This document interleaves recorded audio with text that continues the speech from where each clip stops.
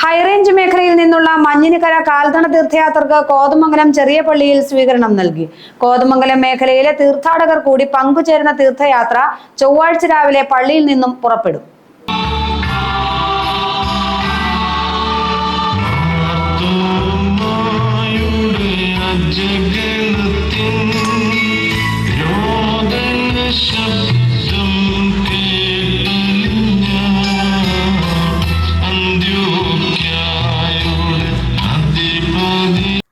മഞ്ഞിനിക്കരയിലെ Mar Ignatius Elias തൃതീയൻ പാത്രിയർക്കീസ് ബാവയുടെ കബറിങ്കിലേക്കാണ് വിശ്വാസികൾ കാൽനട തീർത്ഥയാത്ര നടത്തുന്നത്.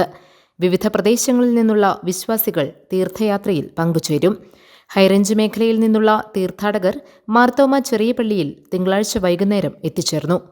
ഏലിയാസ് മാർ യൂലിയൂസ് മെത്രാപ്പൊലീത്ത, വികാരി ഫാദർ സാജു ജോർജ് എന്നിവരുടെ നേതൃത്വത്തിൽ തീർത്ഥാടകരെ പള്ളിയിൽ സ്വീകരിച്ചു.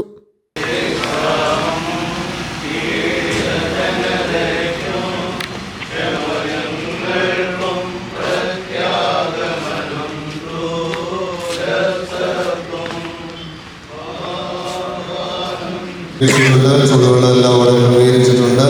അരകാല സന്ധ്യാപ്രവർത്തനം കഴിയുമ്പോൾ എല്ലാവർക്കും ഭക്ഷണം ക്രമീകരിച്ചിട്ടുണ്ട്. എല്ലാവരും പുറത്തുപോയത് കഴിക്കേണ്ടതായ ആവശ്യമില്ല. അവിടെ എല്ലാവർക്കും ഭക്ഷണം ക്രമീകരിച്ചിട്ടുണ്ട് എന്നുള്ളതായ കാര്യങ്ങളുടെ സ്നേഹം.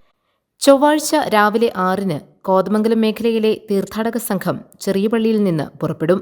ഹൈറേഞ്ച് മേഖലയിലെ തീർത്ഥാടകർക്കൊപ്പമാണ് യാത്ര.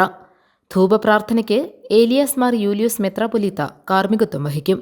മഞ്ഞിനിക്കരയിൽ കബറടങ്ങിയിരിക്കുന്ന പരിശുദ്ധനായ ഇഗ്നാത്തിയോസ് ഏലിയാസ് മൂന്നാമൻ ബാവായുടെ 94ാമത് അനുഗ്രഹീതമായ ഓർമ്മയാണ് ഈ 13-14 തീയതികളിലായി ആഘോഷിക്കപ്പെടുക.